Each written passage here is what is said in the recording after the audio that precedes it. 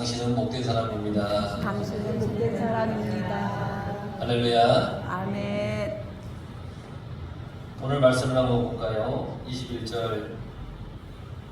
이때로부터 예수 그리스도께서 자기가 예루살렘에 올라가 장로들과 대제사장들과 서기관들에게 많은 고난을 받고 죽임을 당하고 제3일에 살아나야 할 것을 제자들에게 비로소 나타내시니, 예수님께서 제자들에게 말씀하시는 거야.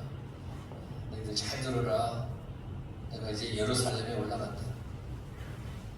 거기서 대제사장들, 장로들에게 내가 고난을 받고 죽게 될 거다. 그리고 3일 만에 내가 살아날 거다. 이것을 제자들에게 비로소 나타내셨다 그랬어요. 여러분, 예수님은 제자들에게 예수님 자신이 이 땅에 오신 사명을 가르쳐 주셨어요. 나는 모든 죄인을 구원할 대속 제물로 나를 바치기 위해 이 땅에 왔다. 내가 가야 할 길은 십자가의 죽음이다. 이걸 가르쳐 주셨어요. 예수님께서 가시고자 하는 메시아의 길은 하나님 아버지의 뜻을 따르는 길이에요. 온 인류를 위해 십자가에서 죽으시는 하나님의 그 뜻을 순종하며 가는 그것. 그런데 이 말씀을 듣고 제자들이 얼마나 놀랐겠어요. 제자 중에 베드로가 깜짝 놀라서 나섰습니다. 다혈질이에요. 깜짝 놀라서 나서는 거예요. 그래서 22절에 뭐라고 얘기를 했냐면, 예수를 붙들고 예수님 붙들고 항변하여, 주여 그리 마옵소서, 이 일이 결코 죽게 미치지 아니하리이다 그랬어요. 주님 안 됩니다. 무슨 말씀하십니까? 베드로가 그렇게 얘기를 했어요. 항변하여 얘기했다고 그랬잖아요.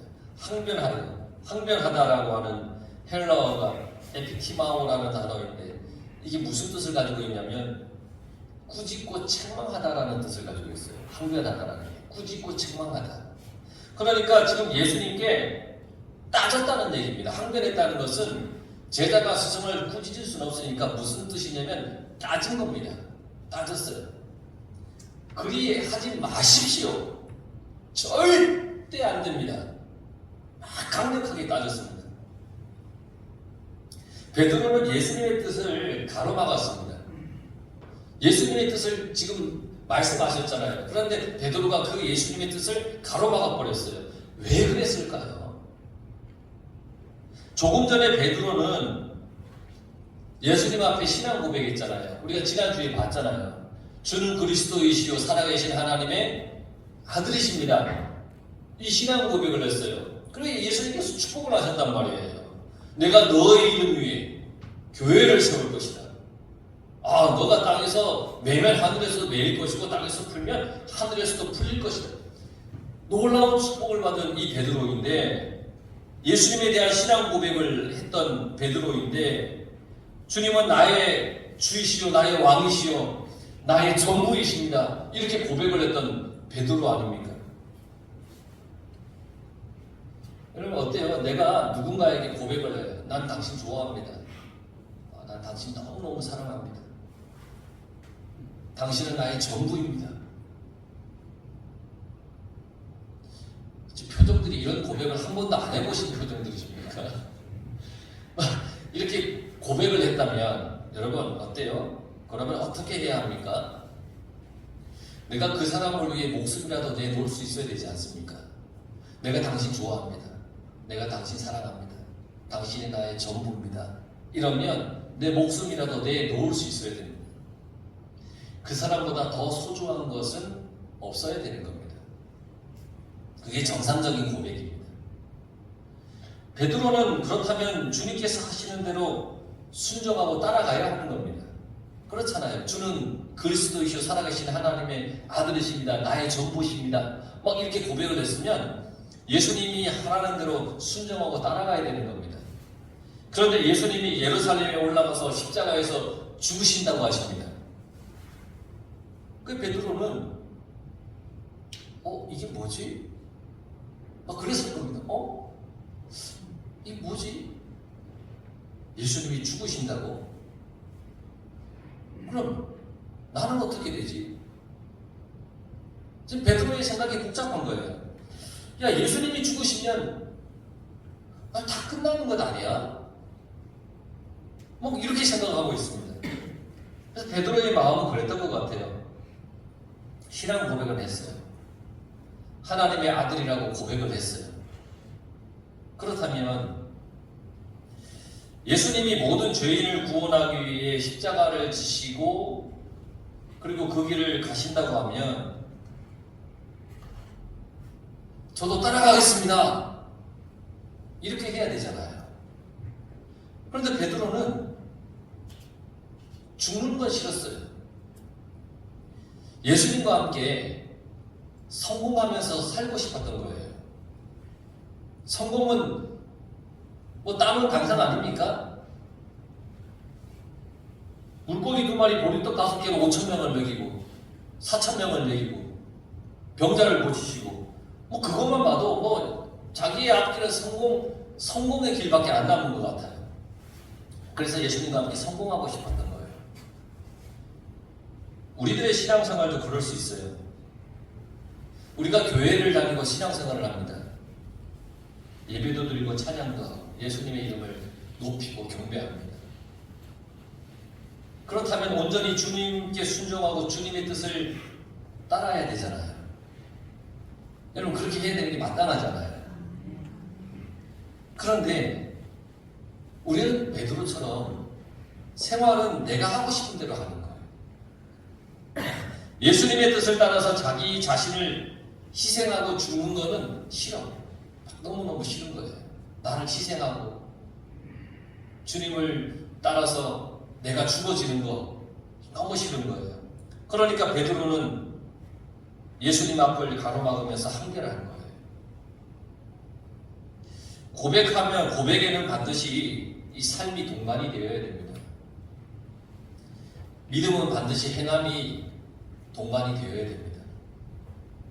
야고보 사도는 이렇게 얘기를 했습니다. 행함이 없는 믿음은 죽은 믿음입니다. 23절에 보면 예수께서 돌이키시며 베드로에게 이르시되 사탄아 내 뒤로 물러가라. 너는 나를 넘어지게 하는 자로다. 내가 하나님의 일을 생각하지 아니하고 도리어 사람의 일을 생각하는도다 하시고 사탄아 내 뒤로 물러가라. 너는 나의 걸림돌이다. 너는 하나님의 일을 생각하지 않고 사람의 일만 생각하는구나. 뒤로 물러가라. 예수님이 베드로를 꾸짖었어요. 사탄아 내 뒤로 물러가라. 스승과 제자가 함께 이렇게 걸어가는데 제자들은 스승의 뒤를 따르지 않습니까? 스승보다 앞서가는 제자가 어디 있겠어요? 다 스승의 뒤를 이렇게 따라갑니다. 이게 내 뒤로 물러가라 하신 예수님의 이 말씀은 제자의 위치로 돌아가서 스승을 따르라는 겁니다. 베드로, 너 너무 앞서갔어. 내 뒤로 와. 내 뒤로 와서 나를 따라와. 뒤로 물러서. 베드로는 지금 예수님의 앞에 서 있는 거예요. 항변하잖아요. 주님이 이 길을 가시기 때문에 못 가게 막으려고 하는 거잖아요. 예수님 앞에 있는 거예요. 그 앞에서 걸림돌로 서 있는 거예요. 너는 나를 걸어서 넘어지게 하는구나. 예수님이 그렇게 말씀하신 거예요. 예수님은 조금 전에 베드로를 뭐라고 얘기했어요? 지난주에 너는 반석이다. 반석이라고 했잖아요. 그 반석 위에 교회를 세우겠다고 그렇게 말씀하셨잖아요. 그런데 지금은 베드로가 뭐가 되었어요? 반석이 아니에요. 오히려 걸림돌이에요. 그래요. 여러분, 우리가 하나님의 뜻을 알고 바로 알고 따르면 믿음이 반석이 됩니다. 그러나 신앙생활을 하면서 자기 생각을 앞세우면 하나님의 뜻을 가로막는 걸림돌이 되고 방해물이 됩니다. 반석이 되어서 천국 열쇠를 받았던 베드로가 사탄이라고 꾸지람을 당한 겁니다. 이 말씀을 이렇게 생각하면서 제 자신을 많이 되돌아봤습니다. 주님이 분명히 나를 반석이라고 하셨을 텐데, 나를 들어 사용하시겠다고 하셨을 텐데, 그래서 목사로 삼으셨을 텐데, 끝까지 내가 주님께서 말씀하신 반석의 그 사명을 내가 감당하고 있는가? 아니면 지금 이 베드로처럼 오히려 주님께 걸림돌은 되지 않는가? 어떨 때는 반석 같은 믿음 위에 서 있다가 어떨 때는 걸림돌이 되어서 하나님의 뜻을 가로막았던 때가 있지 않았는가? 참 많았을 거예요. 일일이 기억하지 못해서 하나님께 감사하지만 분명히 엄청 많았을 거예요. 하나님의 일을 생각하지 않고 내 생각을 앞세워서 하나님의 뜻을 가로막은 적은 있지 않는가? 내 생각을 하나님의 뜻이라고 주장할 때도 있었고, 예수님을 믿는다는 것은, 또 이렇게 목회를 한다는 것은 자기를 부인하고 자기 십자가를 지고 예수님을 따라야 된다는 것을 다시 한번 깨닫게 됩니다. 그래서 예수님이 24절에 말씀하신 거예요. 이에 예수께서 제자들에게 이르시되 누구든지 나를 따라오려거든 자기를 부인하고 자기 십자가를 지고 나를 따를 것이니라. 할렐루야. 누구든지 나를 따라오려거든, 예수님을 따르는 것은 온 몸과 마음과 온 삶으로, 우리의 모든 삶으로 예수님과 일치하면서 예수님이 가시는 그 길을 따라가는 겁니다. 주님이 말씀하시고 원하시는 대로 우리가 행하면서 따라가는 겁니다. 교회를 다니는 것은 예수님을 따른다는 겁니다. 여러분들이 교회에 나왔다는 것은 나는 예수님을 따라 살겠습니다 라고 하는 그런 고백으로 나오는 겁니다. 그 누구든지 나를 따라오려거든 자기를 부인하고 예수님을 따르는 것에 방해가 되는 자아를 버리는 거예요. 내 고집, 내 생각, 나의 주장, 이런 걸 다 버리는 거예요. 사도 바울도 이렇게 고백을 했어요. 이제는 내가 사는 것이 아니라 내 안에 그리스도께서 사시는 것이라. 나는 죽어지고 내 속에 그리스도가 사시는 거예요. 사시는 거예요. 자기 십자가를 지고 나를 따를 것이라. 죽을 각오로 예수님을 따라야 한다는 거예요. 내가 죽을 각오. 예수님을 따르는 사람은 이 현세적인 이익을 포기할 수 있어야 됩니다. 예수님을 따르다가 손해보면 사실 안타깝잖아요. 아깝잖아요. 막 분통 터지기도 하잖아요. 내가 살다가 손해를 보고. 그런데 예수님을 따르는 사람은 이 현세적인 이익을 포기할 수 있어야 돼요. 고통과 시련을 참고 견뎌야 돼요. 죽음까지도 각오해야 되는 거예요. 자기 십자가를 진다는 것은 이 옛날 사형수들이 자기가 죽을 그 십자가를 지고 사형장까지 가던 것을 표현한 말씀이에요. 자기 십자가를 진다는 것. 자기 십자가를 지고 간다는 건 죽으러 간다는 뜻이에요. 계속해서 주님이 말씀하세요. 25절. 누구든지 제 목숨을 구원하고자 하면 잃을 것이요 누구든지 나를 위하여 제 목숨을 잃으면 찾으리라. 누구든지 제 목숨을 구원하고자 하면 잃을 것이요. 세속적인 삶에 집착하는 사람은 영원한 생명을 얻지 못할 것이라는 거예요. 이 땅의 삶에 집착하면 영원한 그 삶이 보이질 않아요. 그래서 얻지 못하는 거예요. 누구든지 나를 위하여 제 목숨을 잃으면 찾으리라. 예수님 때문에 이 세속적인 모든 것을 포기하는 사람은 영원한 생명을 얻을 거라는 겁니다. 영원한 생명. 이 말씀은 모든 성도들이 어떤 자기의 사유 재산을 다 버리고 가정을 버리고 순교자가 되어야 한다 이런 말씀이 아니에요. 이 말씀은 무슨 뜻이냐? 인생관 그리고 가치관에 대한 말씀이에요. 내 인생관, 내 가치관. 허망하게 사라질 현세적인 것들에 집착하다가 영원한 것을 잃어버리면 안 된다는 주님의 분명한 말씀이에요. 그리고 나를 위하여 그랬잖아요. 중요한 말씀이 나를 위하여. 나 때문에 라는 말인데 누구 때문이냐면 예수님 때문에. 예수님 때문에. 예수님 때문에 이 세속적인 것들을 포기하고 영원한 것을 추구하고 예수님을 따르는 사람은 영원한 생명을 얻게 된다는 겁니다. 예수님 때문에. 예수님은 하나님의 일을 생각하시는 분이시죠. 하나님의 뜻을 이루기 위해 자기 목숨을 다 내놓으신 분이에요. 자기를 부인했어요. 십자가를 지셨어요. 하늘의 권세까지도 다 포기하고 이 땅에 오신 거예요. 제자들은 사람의 일을 생각했던 그런 부류예요. 자기 자신만 잘 되면 된다라고 바라고 자기 목숨을 구하는 삶을 살았어요. 십자가가 없어요. 예수님과 예수님의 말씀을 부끄러워하는 삶을 살았어요. 그럼 더 나아가서 우리의 신앙의 모습은 어떤가?